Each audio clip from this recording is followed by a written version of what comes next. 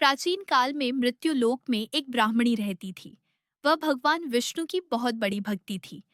वह भगवान विष्णु के सभी व्रतों को श्रद्धा पूर्वक करती थी। एक बार उस ब्राह्मणी ने भगवान विष्णु का व्रत 1 महीना रखा। 1 महीना व्रत रखने की वजह से उसका शरीर बेहद कमजोर हो गया, लेकिन ऐसा करने से उसका तन शुद्ध हो गया। ब्राह्मणी के शुद्ध तन को देखकर भगवान विष्णु ने सोचा कि क्यों ना मैं इसका मन भी शुद्ध कर दूं, ताकि इसे विष्णु लोक में निवास करने का सौभाग्य मिल सके। यह सोचकर भगवान विष्णु ब्राह्मणी के पास दान मांगने गए, लेकिन उस ब्राह्मणी ने भगवान को दान में मिट्टी का एक पिंड दे दिया। भगवान विष्णु ब्राह्मणी के दिए गए दान को लेकर वहां से चले गए। कुछ समय बाद ब्राह्मणी की मृत्यु हो गई और वह सीधे विष्णु लोक पहुंच गई। विष्णु लोक पहुंचने के बाद उसे वहां रहने के लिए कुटिया मिला। वह कुटिया पूरी तरह खाली थी।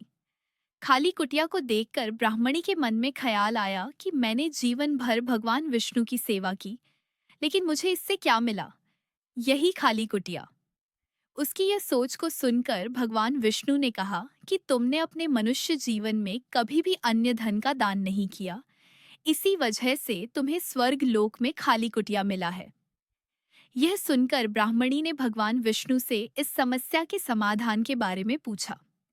तब भगवान विष्णु ने ब्राह्मणी से कहा कि जब देवकन्या तुमसे मिलने आएंगी तो तुम उनसे षटतिला एकादशी व्रत करने की विधि पूछ लेना।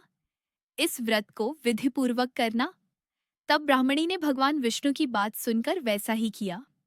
वह देव कन्याओं से षटतिला एकादशी का व्रत करने की पूरी विधि पूछ ली और श्रद्धा पूर्वक एकादशी का व्रत किया। व्रत के प्रभाव से उसकी खाली कुटिया सामानों से भर गई और वह भी काफी सुंदर हो गई। शास्त्र के अनुसार षटतिला एकादशी के दिन तिल का दान करने से सौभाग्य की प्राप्ति होती है और दरिद्रता हमेशा के लिए दूर हो जाती है।